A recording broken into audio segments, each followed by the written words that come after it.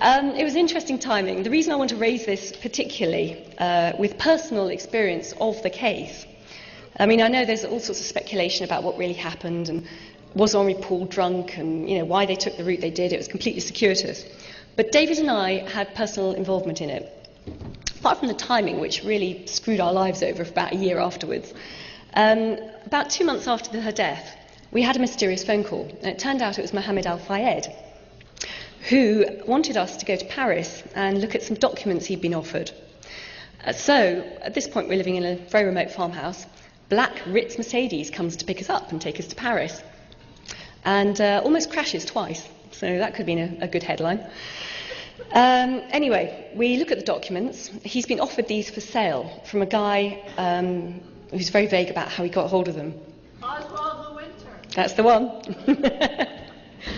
These were documents purporting to prove that there was CIA and MI6 involvement in Diana's death. And they looked good. But if you knew what a document really looked like, what a proper MI6 document looked like, there were some simple errors, things like the date timeline, things like the addressee list, they just weren't quite right. They were forgeries, they were very good forgeries. And this would have been a classic straw man technique. Al-Fayed was asked for $20 million for these documents and probably would have paid if they were real, because he was desperate to prove that there was a plot against his son and his possible future daughter-in-law. Anyway, we saw that they were forgeries, they were fakes, and it saved him $20 million, but also saved him embarrassment. This would have been a classic straw man operation, whereby he would have bought them, held them up to the world's media and said, look, I've got proof. And then the authorities would have turned around and said, look, it's so obvious, look at these simple errors, of course they're forgeries. You can imagine what would have happened. Anything else he ever found out, he would have been dismissed as a fantasist. So, his entire campaign for justice for his son would have stalled pretty much before it started. Anyway, as the lady down there said, the guy who was trying to flog him these documents was a well-known con man called Oswald or Oscar Le Winter. He was also notoriously an MI6 agent. He was quite well known. Most agents were pretty, their identities were quite tightly held. He was pretty well known, though, because he seemed to get involved in all sorts of dodgy activities.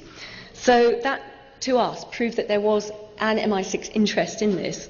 And then, of course, we started looking at the other evidence and all the rest of it. And I have to say, my personal opinion, I think, yes, they did intend to at least seriously injure or kill her.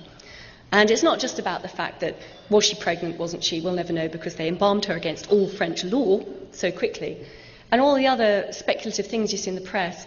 It's also the fact that it was reported that she was being a great success in the landmine campaign that she was running. Yes. But also, she was about to go into campaigning on the behalf of the Palestinians. Now, you can imagine someone of Princess Diana's profile doing that. They would not have tolerated it. They could not have dealt with that. So I think that's why she was taken out. I think they'd probably been planning it for a while, and it was just perfect timing. They did it when they did.